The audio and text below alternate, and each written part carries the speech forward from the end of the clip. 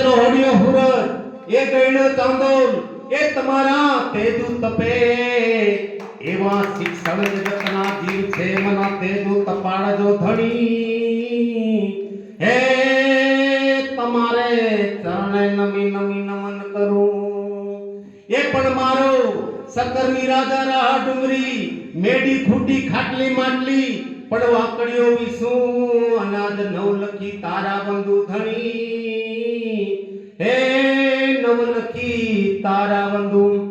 પણ આજ રોણે ભોળે રતનમાળ કુંવારી ધરતી હાથ કુડી ભૂમિ તળે ભૂરે વાસિંગનાથ એ પણ આજ દેવાદિદેવ મહાદેવ શ્રી શક્તિ ભોલેનાથ મા પાર્વતી માતા ધારની ધરતી માંથી બાબા સીધુડા ડામોર ને લાવ્યા એ પણ મારી રાણી મોકેલ દાંતનો શિકારી નખનો પાયરી ધણી આજે તમારી નગરીની અંદર આ નાની મોટી કંજેટામાં મુકામે સારસ્વ મિત્રો મતલબ શિક્ષણના જીવના એક એમને સારી કામગીરી બદલ એવોર્ડ આપવામાં આવ્યા એનું સન્માન કરવામાં આવી રહ્યું છે ત્યારે તું ધણી હમો પૂરો થાજે હે તારા નમી નમી નમણા કરું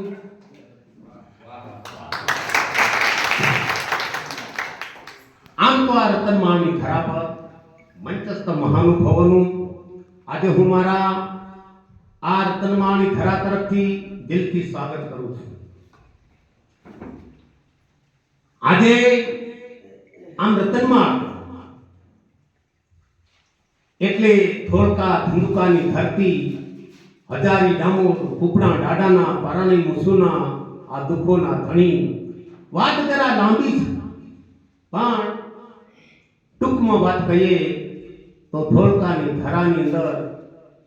12-24 વર્ષના દુકાળ પડી ગયા કહેવાય છે કે દાંતને અને અન્ય અદ્વૈત થઈ ગયું ભીંડીની કંદોરી કામડીની કસોટી આ હજારી ડામોર કુપડા ડાડાના પરણે મુસુના પણ એમના ધનદહાડા પડી ગયા પછી આ લોકોએ વિચાર કર્યો કે અમારે આ ધરતીમાં હવે રહેવાયું નથી અને આનું અન્ન પાણી પૂર્ણ થયું એટલે એમને હુકમની ધરાની અંદર ડગ ભર્યા અને કહેવાય છે કે ચાલતા ચાલતા ચાલતા ધારની ધરતીમાં ગયા અને રાજા ભોજને કહેણ મોકલ્યું કીધું કે અમે દૂધમાં સાકર ભળેલી રીતે આપની નગરીની અંદર અમે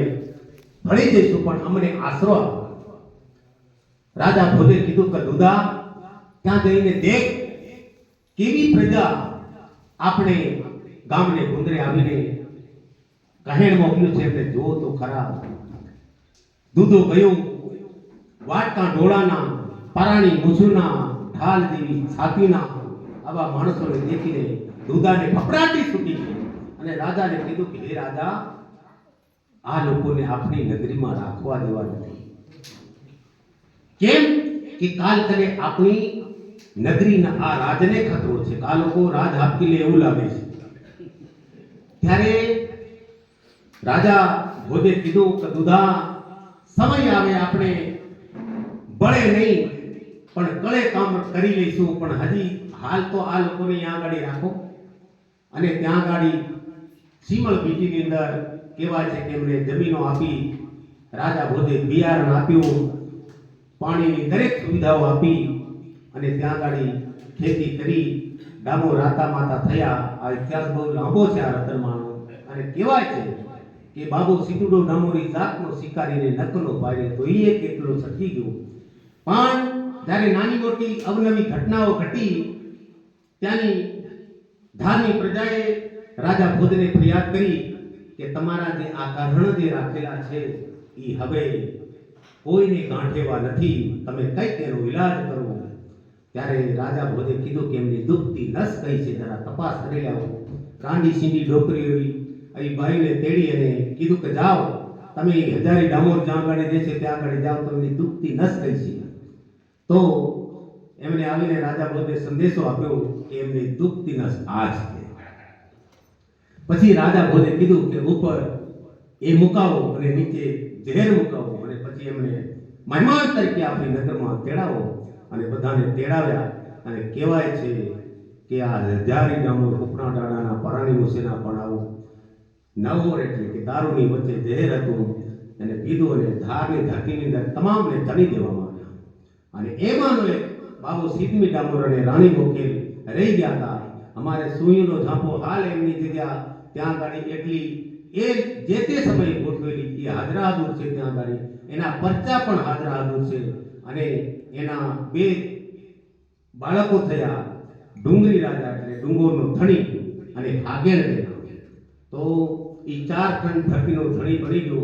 અને કહેવાય છે કે આ નાની મોટી પ્રાર્થના કરવામાં આવે તો એ પ્રાર્થના ફળીભૂત થાય છે. આવી પવિત્ર ધરાની અંદર चाणक्य ने कहा था कि शिक्षक कभी साधारण नहीं हो सकता, प्रकृति का निर्माण और बड़ी उसकी गोद में होता है. आवा शिक्षण जगतना तारलाओનું આજે આ સન્માન થઈ રહ્યું છે ત્યારે આ ધરતીને પ્રાર્થના કરું કે એ ખૂબ આગળ વધે અને એમની પ્રગતિ થાય અને જ્યાં ગાડી જાય ત્યાં આગળ એમનો જય થાય પણ પરાજય ના થાય. પ્રભુને પ્રાર્થના. ખૂબ સુંદર જસવંતસિંહ ભુરિયા સાહેબે આપણને એક આ રતન મહાલની ઇતિહાસ અને એની ઝલક આપી. ફરી એકવાર જોરદાર તાલીઓના ગગડાટથી ભુરિયા સાહેબને વધાવીએ અને